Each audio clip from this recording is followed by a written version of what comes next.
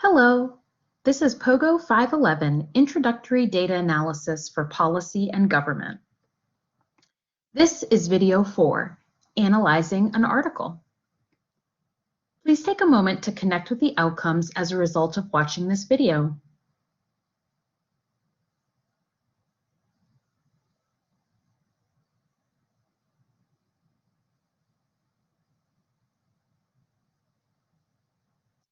As you can see, this video goes in conjunction with your submission of assignment number 3. So it's really important that you watch this video ahead of submitting that assignment. So let's go ahead and jump right in. You might be asking, well, what is a peer-reviewed publication? And basically, it just means that a panel of researchers or folks that are really expert in that content area have reviewed the article prior to it appearing within a publication. So the typical process is that the author or the set of authors, I should say, who have put the research study together, submit their manuscript. It's reviewed by a panel for its quality, validity, and overall methodology. And in many cases, the authors of the article will receive feedback from that panel and make adjustments. Once they've made those adjustments, they'll resubmit the article for submission in a publication. So as you can gather from that process, there's some scrutiny involved in submitting the article, and there's a level of quality and validity and methodology that needs to be in place for that article to appear in a publication.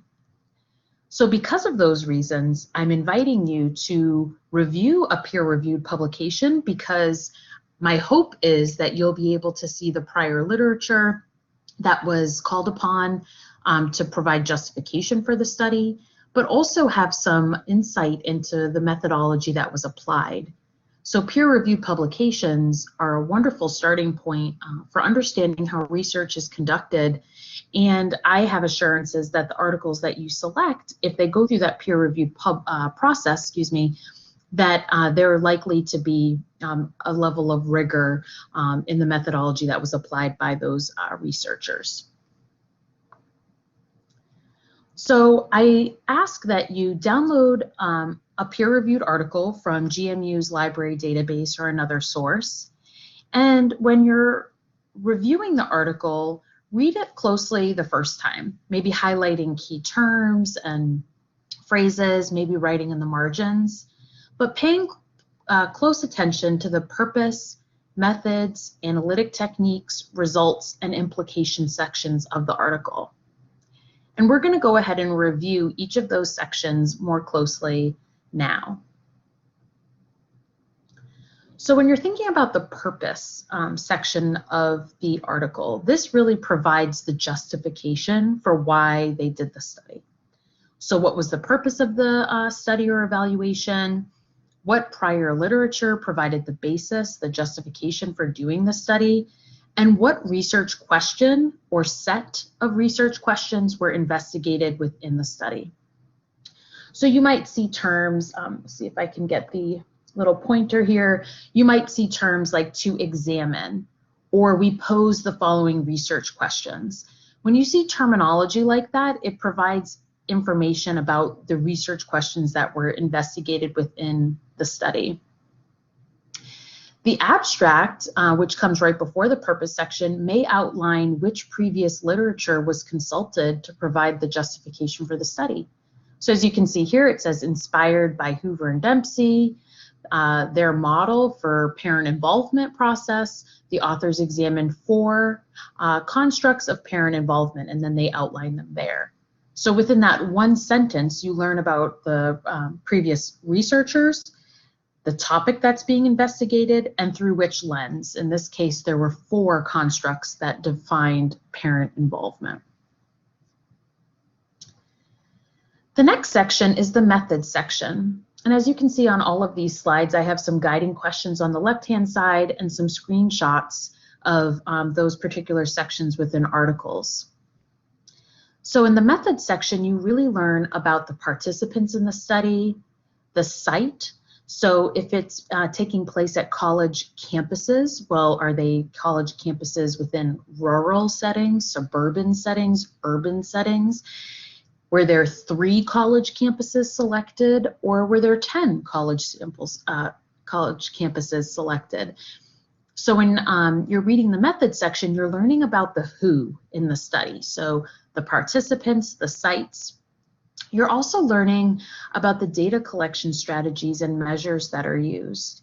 So you'll see here on the right-hand side, I've highlighted the measures part of the article. And in this one, you're learning about the parent questionnaire that was developed from these researchers out of Vanderbilt University.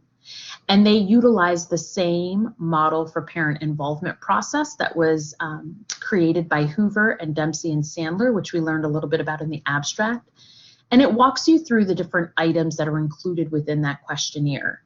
So this is the description within the method section of the participants, the measures, and then on the bottom right, as we'll talk a lot about in our class, are variables. These are the control variables, predictor variables, and outcomes. So when you think about these outcomes about parent involvement in the home and at school, what predictors or control variables may impact a parent's involvement in school?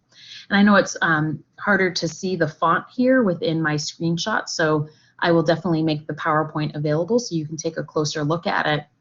But the major purpose in looking at the method section is to learn a little bit about who was involved in the study and how their perception data or other variables were collected to make judgments about a particular outcome. In this case, the outcome is parent involvement at home and school. You also might learn about any limitations with measurement reliability and validity. And what I mean by that is, well, your study across the 10 college campuses was the goal. Maybe you only received participation from 9 out of the 10 college campuses. So you would cite that as a researcher, as an author of the article, as a limitation. That while you wanted to have representation across those 10 college campuses, when you conducted the survey, unfortunately, you didn't get responses from 1 college site. So that would be an example of a limitation. Now shifting gears to analytic techniques, this describes how the data measures that were collected were analyzed. So what analytic techniques were applied? Authors will typically go through each of those data sources or measures and describe those measures and then describe the analytic techniques that were applied. So you'll see here in the screenshot on the right-hand side, this research article indicates we used classical item analysis and factor analysis to evaluate the psychometric properties of the 8 constructs. So they've laid out there a declarative statement about how they analyzed the measures that were completed by the participants within the study. And you want to make sure that each of the data sources that were proposed for implementation within a study are described within the article in terms of how the researchers analyze those data. Later on, they talk about we obtained all scores by calculating the mean score of the items of the same constructs, which are described in the following paragraphs.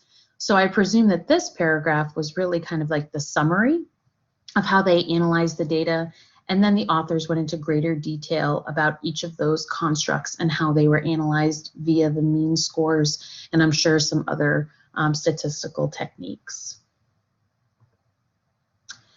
The results section is just that. It shares the findings of the study. So typically in quantitative research studies, you'll see that each research question is typically restated, and then the findings for that particular research question are found right below it.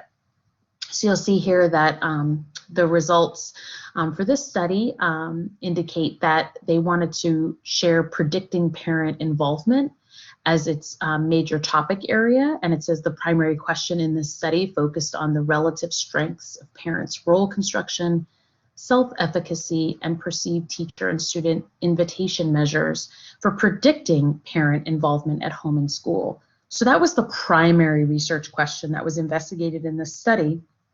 Then they go on to explain how they analyzed the data here using descriptive statistics and illustrating their findings in Table 3. That is like best practice. You're explaining the research question, you're explaining how you arrived at your conclusions, and then you're providing further justification within a table to say this is what we found, but this proves what we found by putting some of the quantitative data there. So you'd want to go through these guiding questions to say what were the findings for each research question, how were the findings presented, and were declarative statements used to convey the findings.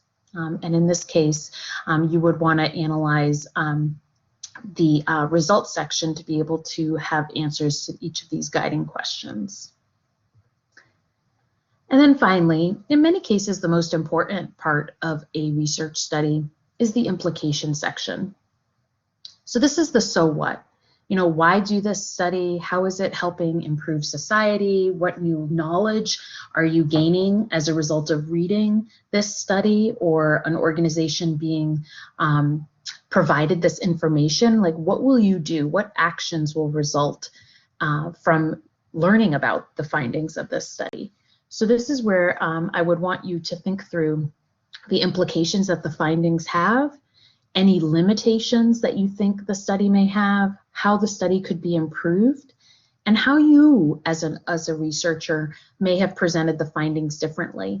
Maybe in the article that you look at, you find that the declarative statements are there, but there are no tables, there are no data points that you can reference as the reader. So how might you improve the findings section as an example?